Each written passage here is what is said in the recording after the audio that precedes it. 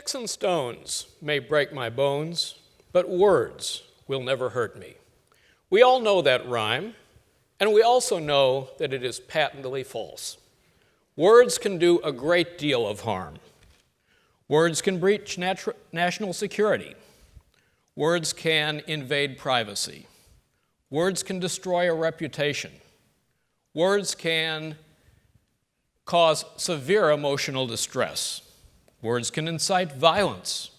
Words can cause racial and religious divisiveness and hatred.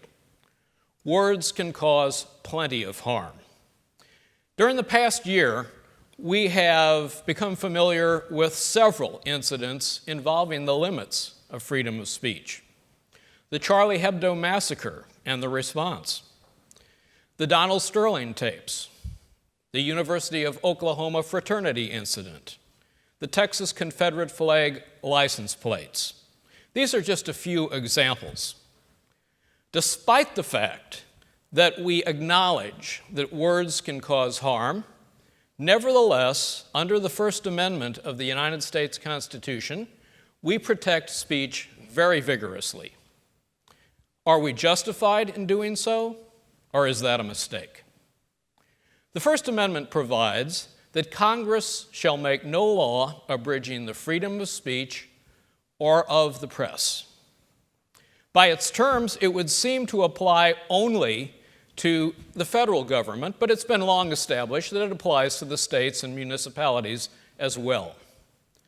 The text of the First Amendment tells us that speech is important, but it doesn't tell us why.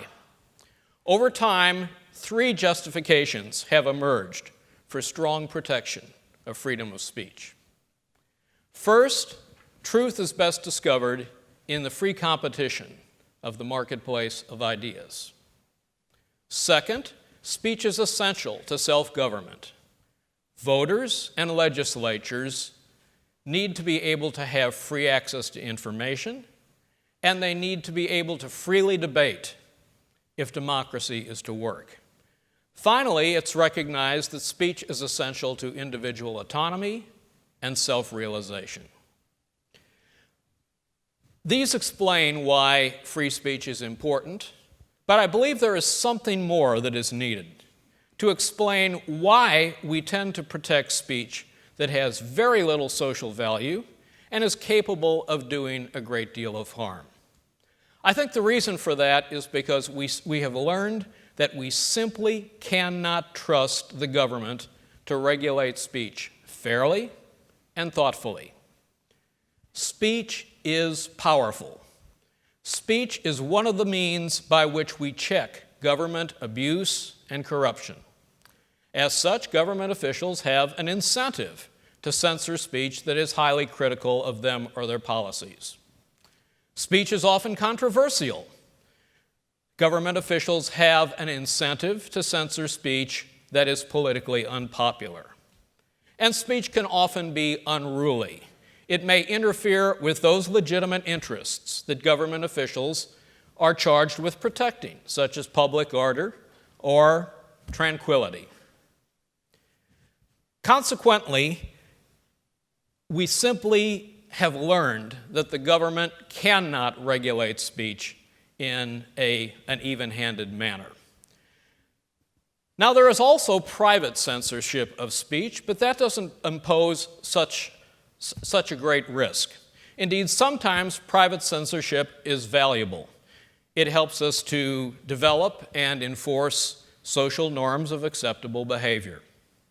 Even though we vigorously protect freedom of speech, we have never protected it absolutely. Speech that incites violence is not protected. Child pornography is not protected. Deliberate and false defamation is not protected, nor is speech that is part of a fraudulent transaction. Even with respect to fully protected speech, there's room for reasonable time, place, and manner regulation. You don't have the right to hold a demonstration in a courtroom or a public rally on a busy street during rush hour. However, if there is one principle that is at the very core of our protection of freedom of speech, it is that the government doesn't have the right to prohibit speech simply because of its content or its viewpoint. The government may not censor speech simply because it believes it is wrong-headed, offensive, disgusting, or immoral. This principle of viewpoint neutrality makes it difficult to prohibit hurtful speech, whether it be racial hate speech or religious blasphemy. But the question remains, have we gone too far? Do we give too much weight to freedom of speech and not enough weight to the competing interests? The European Union and the UK Bill of Human Rights both recognize the value of freedom of speech. However, they both assert that freedom of speech must be exercised responsibly. And they provide various exceptions, including one for speech that interferes with the rights of others. Should we follow that path? I argue that we should not. There are essentially two ways in which you can give greater weight to the interests that compete with freedom of speech. One is to define out or to carve out exceptions for types of speech that you would like to protect against First Amendment claims.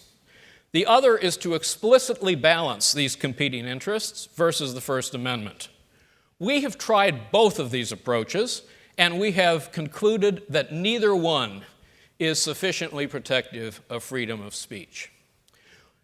If we carve out exceptions to freedom of speech, we have learned that too much speech that ought to be protected gets included in those exceptions, and as a practical matter, one exception breeds another. When we balance freedom of speech against competing claims, over time, we balance away too much of the heart and soul of freedom of speech. What we have learned is that freedom of speech is fragile, it is easily chilled, and it is always under assault. In order to avoid underprotecting speech, we need to overprotect it. The individuals who have been the subjects of censorship in the United States have often not been the nicest and most polite people. They've been anarchists, communists, Nazis, the Ku Klux Klan, pornographers, and other people who are at the margins of society. And so it will remain. If we are truly serious about protecting freedom of speech, we must protect the freedom of speech of racists, sexists, and homophobes. We must protect the freedom of speech of those who would demean and insult religion, including Christianity and Islam. We must protect the freedom of speech of those who would deny the very existence of the Holocaust. We must protect the freedom of speech of those who would reject the very concept of freedom of speech. At the height of World War II, when patriotic fervor was at its highest level, the Supreme Court declared that public schools could not expel Jehovah's Witnesses' children for refusal to salute the American flag. Justice Jackson wrote, "The right to differ is not limited to those things that don't matter much. At its substance, it is the right to differ with respect to those things that go to the very heart of the existing order. If there is one star in our constitutional constellation, it is that no official, high or petty, can prescribe what shall be orthodox in matters of nationalism, politics, religion, or any other matter of opinion."